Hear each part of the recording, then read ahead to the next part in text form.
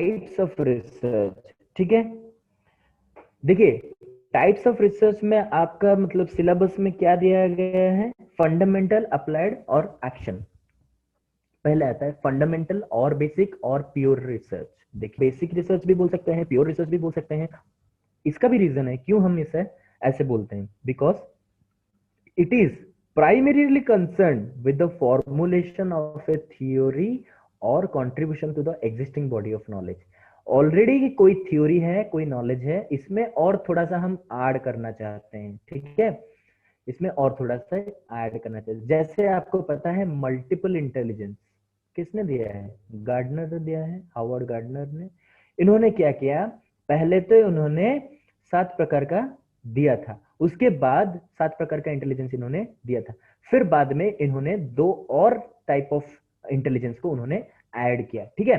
ये जो इन्होंने ऐड किया तो उसे हम बोल सकते हैं contribution to the existing body of knowledge. Already कुछ था, मतलब 7 थे, हमने 2 ऐड किया, तो ये हो गया ऑलरेडी एग्जिस्टिंग बॉडी में और थोड़ा सा नॉलेज हमने दे दिया। या फिर तो हम एक नया थ्योरी डेवलप करते हैं, ठीक है, एक नया डेवलप करो, या फिर कोई एग्जिस्टिंग बॉडी है, मतलब नॉलेज है एग्जिस्टिंग, उसमें और थोड़ा सा ऐड कर लो। तो बेसिक रिसर्च में बेसिकली यही होता है।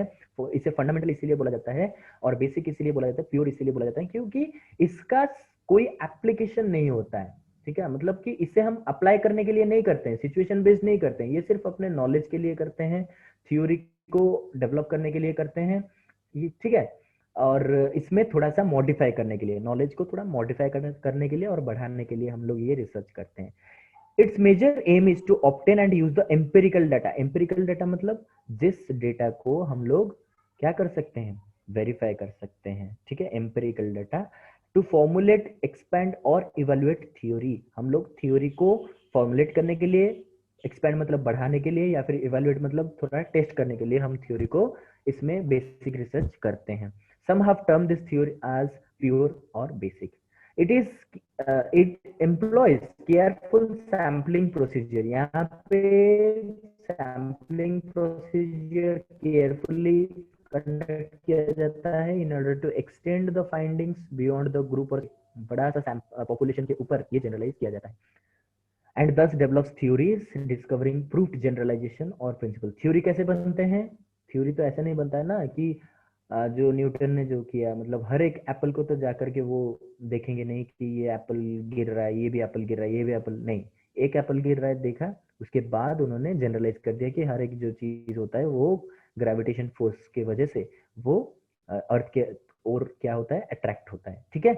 तो उन्होंने क्या किया, यहाँ पे सैम्पलिंग लेकर के, सैंपल डेटा कलेक्ट करके जनरलाइज कर दिया पॉपुलेशन के ऊपर। It is just for the sake of knowledge और मॉडिफिकेशन ऑफ नॉलेज। मैंने अभी बताया कि इसका कोई एप्लीकेशन के लिए इसे नहीं बना जाता है, हालांकि इसको बाद में हम लोग अप्लाई कर सकते हैं, कोई और रिसर्चर अप्लाई कर सकता है, लेकिन जो रिसर्चर ये बेसिक रिसर्च कर रहा है, इसका मकसद यही होता है कि थोड़ा सा नॉलेज गेन करने के लिए, या फिर थ्योरी डेवलप करने के लिए, या फिर कोई थ्योरी को या फिर नॉलेज को मॉडिफाई करने के लिए, ठीक है। नेक्स्ट आता है आपका अप्लाइड रिसर्च। देखिए, अप्लाइड रिसर्च में क्या होता है, आपको पता है, अप्लाई मतलब कि अप्लाई करेंगे।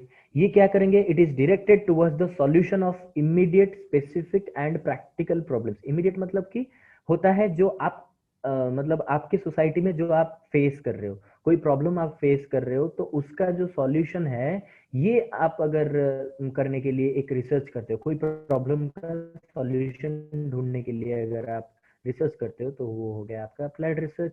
और ये क्या होता है, स्पेसिफिक प्रॉब्लम के ऊपर, मतलब 4-5 प्रकार के प्रॉब्लम है, लेकिन आपने एक रिसर्च किया, ऐसे नहीं, एक प्रॉब्लम के लिए एक रिसर्च करोगे आप, ठीक है। और ये प्रैक्टिकल प्रॉब्लम्स होते हैं, ऐसा प्रॉब्लम नहीं है जो कि कोई सॉल्व नहीं कर सकता, ऐसे नहीं होता है, प्रैक्टिकल होना चाहिए problem. It is performed in relation to actual problems and under the condition which they found in practice. ये एक्चुअल प्रॉब्लम में किया जाता है और जो प्रैक्टिस में होता है उसे करते हैं। इसका मतलब जो आज के डेट में है, ठीक है, आज के डेट में जो है उसको हम करते हैं, एक्चुअल प्रॉब्लम होता है। जैसे कि आज के सोसाइटी में हम देख रहे हैं कि बहुत ज्यादा जो है टेक्नोलॉजी, ये हमें मतलब कि क्या बोलते हैं, ये हमारे ऊपर पूरा सवार हो गया है, ठीक है। तो एडिक्शन जिसे बोलते हैं ना, एडिक्शन, आपको पता है गेम एडिक्शन सबको हो गया है, ठीक है। मोबाइल में बहुत सारा मतलब मैसेंजर एडिक्शन हो गया, इस टाइप का जो है ये एक्चुअल प्रॉब्लम्स है, और इसको हम अगर सॉल्व करने की कोशिश करेंगे तो हम अप्लाइड रिसर्च का यूज करेंगे। ठीक है, the theory developed in fundamental और basic research is applied here. जो थ्योरी हमने डेवलप किया था, मतलब किसी रिसर्चर ने किया था, उसको हम यहाँ पे अप्लाई करेंगे और सिचुएशन को सॉल्व करने की कोशिश करेंगे। इसका मतलब पहले जो थ्योरी डेवलप हुआ था उसी थ्योरी को यहाँ पे अप्लाई करके हम क्या करेंगे, इज इक्वल टू ये, अगर इसमें अप्लाई होगा तो इज इक्वल टू क्या निकलेगा, सॉल्यूशन निकलेगा। ठीक है, applied research is mainly intended to improve the school practices and the greater teacher effectiveness in a practical manner। School में अगर कोई ऐसा प्रॉब्लम होता है कि जनरल प्रॉब्लम होते हैं, ठीक है, बहुत सारे ऐसे प्रॉब्लम होते हैं, जैसे कि मतलब जो सीबीएसई स्टूडेंट है वो तो इंग्लिश में बहुत प्रॉम्प्ट है, लेकिन जो मतलब स्टेट बोर्ड्स होते हैं ना, वहाँ के स्टूडेंट्स थोड़ा इंग्लिश में कम होते हैं। ये पूरा का पूरा इंडिया में ही होता है, तो इसमें हम अप्लाइड रिसर्च कर सकते हैं क्यों स्टेट बोर्ड के स्कूल में इंग्लिश को ज्यादा ध्यान नहीं दिया जाता है, और क्यों बच्चे इसमें ज्यादा कम मार्क रखते हैं, उनका स्पीकिंग एबिलिटी भी उतना ज्यादा नहीं होता है। तो इसमें हम रिसर्च कर सकते हैं applied research. Most of the problems faced by teachers, policy planners, administrators are solved through applied research. यहाँ पे बहुत सारे प्रॉब्लम्स जो कि टीचर्स फेस करते हैं, पॉलिसी जो बनाते हैं वो फेस करते हैं, एडमिनिस्ट्रेटर्स जैसे कि आपका जो भी डीओ बीओ वगैरह है, डिस्ट्रिक्ट एजुकेशन ऑफिसर, ठीक है, ब्लॉक एजुकेशन ऑफिसर जो भी है, ठीक है, इंस्पेक्टर्स, ये जो होते हैं इनका जो भी प्रॉब्लम है यहाँ पे अप्लाइड रिसर्च में सॉल्व किया जाता है। फिर आता है आपका एक्शन रिसर्च जो कि बहुत इंपॉर्टेंट होता है। देखिए इसमें क्या होता है, एक्शन रिसर्च जो कॉन्सेप्ट है ना, इसने इस कट लुइन ने दिया था इसे, ठीक है, ये कॉन्सेप्ट किसने दिया था, कट लुइन ने दिया था। ठीक है, action research is focused on immediate application, not on the development of a theory और ऑन जनरल एप्लीकेशन। ये सिर्फ immediate application for solution of the problem. ठीक है, इमीडिएट एप्लीकेशन किस लिए किया जाता है, सॉल्यूशन ऑफ प्रॉब्लम। ठीक है, तो प्रॉब्लम को सॉल्यूशन करने के लिए जो अभी है और इमीडिएट प्रॉब्लम है उससे सॉल्यूशन करने के लिए ये अप्लाई किया जाता है, एक्शन रिसर्च किया जाता है, ना कि कोई थ्योरी डेवलप करने के लिए या फिर कोई जनरल प्रिंसिपल डेवलप करने के लिए। ठीक है, it has placed it's emphasis on problem here and now in a local setting. Local setting मतलब एक्शन रिसर्च जो होता है ना, वो एक छोटे से एक मतलब पॉइंट में होता है। ये हर एक इसमें नहीं होता है कि मतलब कि एक बड़ा सिचुएशन या फिर कोई बड़ा सा सेटअप, जैसे कि हम बोलेंगे कि पूरा का पूरा स्टेट, ठीक है, सपोज दिल्ली, हम बोलेंगे पूरा का पूरा दिल्ली का जो है सिस्टम, इसे हम गवर्न करेंगे, ये नहीं कर सकते। ठीक है, किसी एक स्पेसिफिक स्कूल को, किसी एक स्पेसिफिक इंस्टीट्यूशन को, ठीक है, किसी एक स्पेसिफिक प्रोग्राम को ऐसे लेकर के हम एक्शन रिसर्च कर सकते हैं, लेकिन कोई बड़ा सिचुएशन हम नहीं ले सकते।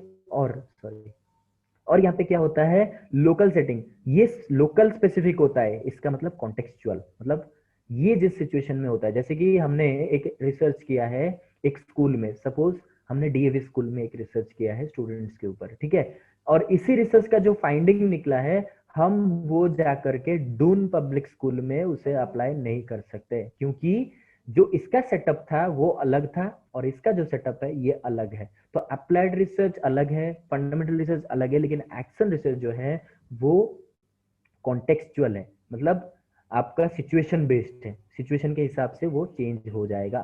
ठीक है, its findings are to be evaluated in terms of local applicability. इसका जो फाइंडिंग है उसको हम कैसे टेस्ट करेंगे, इसे हम अप्लाई करेंगे लोकल सेटिंग में। जैसे कि मैंने कुछ फाइंडिंग लिया है डीएवी स्कूल से, तो हम यहाँ पे उसे अप्लाई करेंगे। अप्लाई करने के बाद देखेंगे कि ये एप्लीकेबल होता है, प्रॉब्लम सॉल्व कर सकता है कि नहीं कर सकता है। ठीक है, नॉट यूनिवर्सल, ये आपको याद रखनेंगे। फंडामेंटल जो है, अप्लाइड जो है, इसको आप यूनिवर्सल कर सकते हो, लेकिन आप एक्शन रिसर्च को कभी भी यूनिवर्सल नहीं कर सकते हो। ये सब मतलब हर एक जगह पे ये वैलिड नहीं बन सकता। Its purpose is to improve school practices and at the same time to improve those who try to improve the practices. यहाँ पे स्कूल प्रैक्टिस को डेवलप किया जाता है, और इसी समान प्रकार का कुछ भी प्रैक्टिस अगर आप डेवलप करना चाहते हो तो आप एक्शन रिसर्च कर सकते हो, जो कि माना जाता है immediate solution of a problem. ठीक है, it is the immediate solution of a problem for a short period of time, short period of time के साथ किया जाता है, और ये कॉन्टेक्सचुअल इन नेचर होता है, मतलब सिचुएशन बेस्ड होता है। हर एक सिचुएशन में ये सेम नहीं रहेगा, सिचुएशन चेंज हो जाएगा तो ये भी, इसका भी रिजल्ट चेंज हो जाएगा। इसका स्टेप एग्जाम में पिछली बार आया था कि उसको ऑर्डर में करो, तो ये है आपका order, plan, act, observe, reflect. पहले आप प्लान करो, उसके बाद आप एक्ट करो, उसके बाद आप ऑब्जर्व करो, फिर आप अपने दिमाग में रिफ्लेक्ट करो, मतलब कि अपने सोच जो है, अपना सोच जो है, आप जो थिंकिंग कर रहे हो, आप जो सोच रहे हो, उसको वो एग्जिस्टिंग आइडिया के साथ आप रिफ्लेक्ट करो। ठीक है, ये आपका क्वेश्चन आया था और ये इंपॉर्टेंट क्वेश्चन बन सकता है। Plan, act, observe, reflect. Any questions from anyone? अगर कुछ पूछना चाहे अभी तक के लिए? यस, अगर कोई पूछना चाहे तो पूछ सकता है। Yes, somebody want to say something? Thank you for your patient hearing.